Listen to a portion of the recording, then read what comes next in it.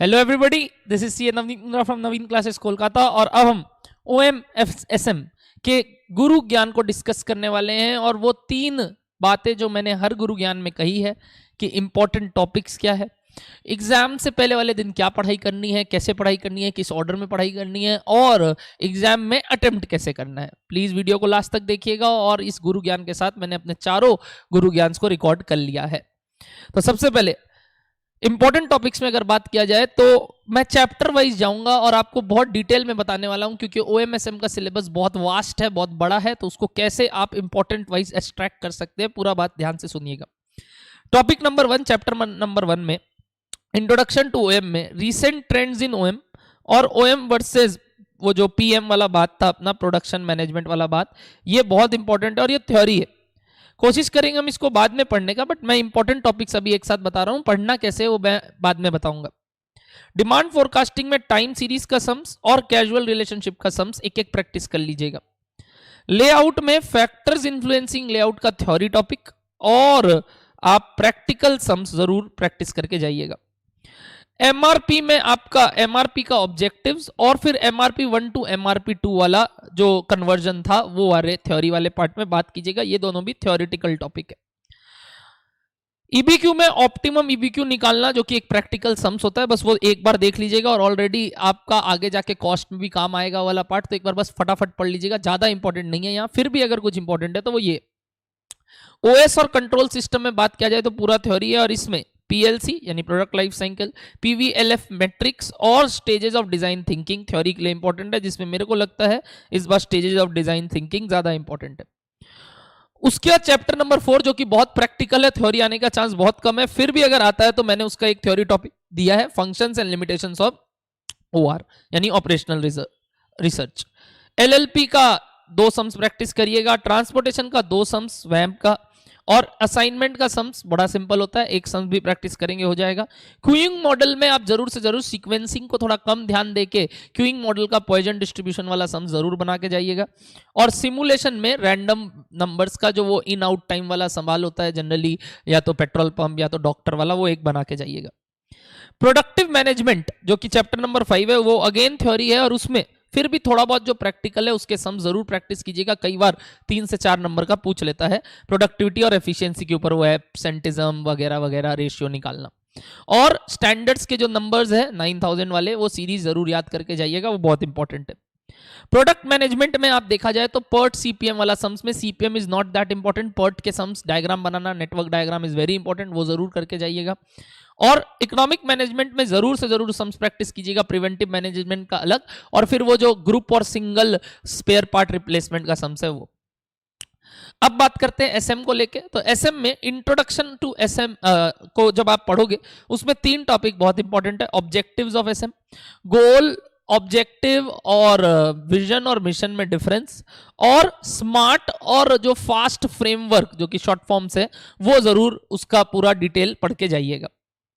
उसके बाद chapter number 9 planning के ऊपर में पेस्टल फ्रेमवर्क, पॉटर्स 5 फोर्सेस, स्वॉट एनालिसिस, BCG मैट्रिक्स और क्रिटिकल सक्सेस फैक्टर्स, ये सारे चीजें जरूर से जरूर पढ़ के जाइएगा। ये 5 टॉपिक बहुत इंपॉर्टेंट है और इसमें से एक आना ही आना है आपके टर्म में। स्ट्रेटेजिक इंप्लीमेंटेशन का बात करूं तो पहले बता दूं, ऊपर प्लानिंग से सॉरी एक नहीं 2 आना है आपके।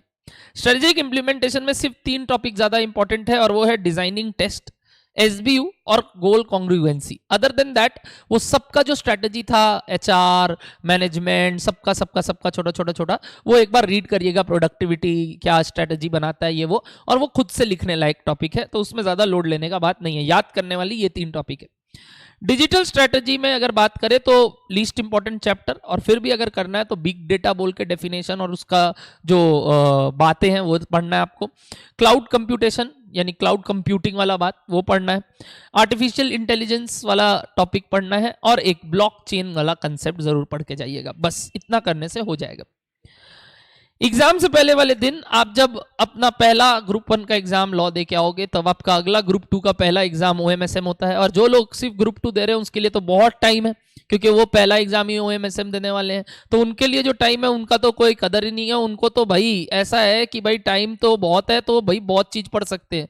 बट जिन लोगों के पास टाइम कम है उनको टाइम का ज्यादा कदर है, क्योंकि उनको मालूम है उनको लॉ के तुरंत बाद आके बहुत चीजों को कवर करना है। तो उनके लिए मैं बोलूंगा पहले आप ओएम ही उठाना। और ओएम में आप सबसे पहले चैप्टर नंबर 4 जो कि सबसे बड़ा चैप्टर है वो कवर करना, उसमें काफी प्रैक्टिकल है तो वो पहले करेंगे। 2 जो कि एक तरीके से अगेन थोड़ा थ्योरी थोड़ा प्रैक्टिकल है तो वो पहले करेंगे, ज्यादा थ्योरी है बट जल्दी होने वाला टॉपिक है तो कॉन्फिडेंस आएगा एक। 6 अगेन प्रैक्टिकल चैप्टर आ जाएगा, 7 प्रैक्टिकल चैप्टर आ जाएगा, 5 अगेन मिक्स चैप्टर आ जाएगा और 3 और 1 पूरा थ्योरी चैप्टर है। 3-1 से पहले आप चाहे तो पहले एसएम भी कवर कर सकते हैं, क्योंकि मैं जो पैटर्न बताने वाला हूं आगे आपको अटेम्प्टिंग का, उसमें आप 3-1 थोड़ा पीछे रख के स्किप करके भी चलेंगे तो चलेगा।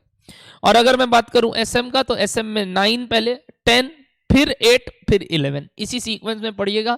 क्योंकि अगर 8-11 छूटता भी है और 3-1 छूटता भी है तो कोई टेंशन का बात नहीं, आप 100% पेपर अटेम्प्ट करके आ सकते हैं। कैसे सर, बता रहा हूं। अटेम्प्टिंग सीक्वेंस में आप सबसे पहले क्वेश्चन नंबर 4 ट्राई करेंगे। क्वेश्चन नंबर 4 बड़ा आसान रहता है, जिसमें सम्स रहता है, ट्रांसपोर्टेशन, असाइनमेंट, सिमुलेशन वगैरह।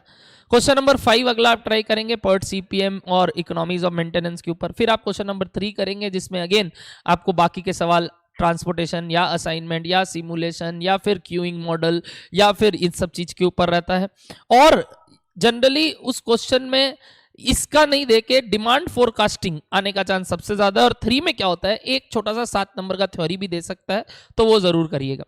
फिर आप एमसीक्यू में चले जाइएगा, क्योंकि अगर आपको लगता है आपका समय ज्यादा चला गया इस सब चीज में तो आप एमसीक्यू में स्किप कर सकते हैं।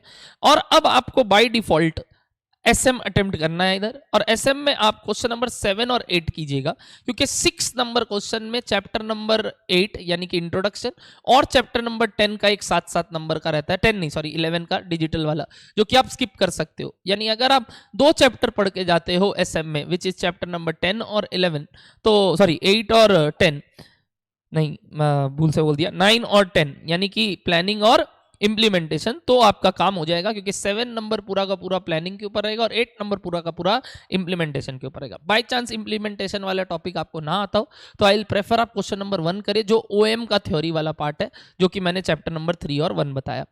फिर भी अगर आपको लगता है आपका इंट्रोडक्शन वाला पार्ट और वो जो क्लाउड कंप्यूटेशन वाला यानी डेटा वाला पार्ट अच्छा है तो आप 6 ट्राई कर सकते हैं, but I will prefer 6 avoid किया जाए।